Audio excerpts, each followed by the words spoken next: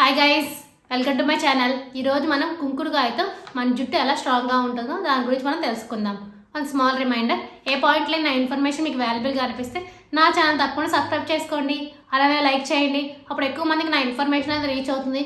Me friends and ఫ్యామిలీకి share చేయండి, వాళ్ళ హెల్తీ ఇన్ఫర్మేషన్ తెలుసుకుంటారు. ఇంకా లేట్ ఎందుకు మన టాపిక్లోకి వెళ్ళిపోదాం.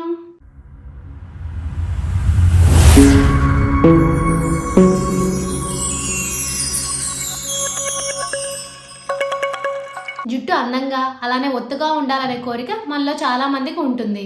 పూర్వం మాత్రం కుంకుడుకాయలను మాత్రమే తలస్నానానికి వాడేవారు. ప్రస్తుతం మన జీవన శైలి ప్రకారం వాటి వాడుక చాలా వరకు తగ్గిపోయింది. అయితే కుంకుడుకాయలు తలను శుభ్రం చేయడంతో పాటు జుట్టుకు కావాల్సిన పోషణను కూడా అందిస్తాయని నిపుణులు చెప్తున్నారు. కుంకుడుకాయలు అనేవి నేచురల్ క్లెన్సర్ లా కూడా ఉపయోగపడతాయి. కుంకుడుకాయలు వాడినప్పుడు జుట్టులోని నూనెలను తొలగించకుండా సున్నితంగా శుభ్రపరుస్తాయి.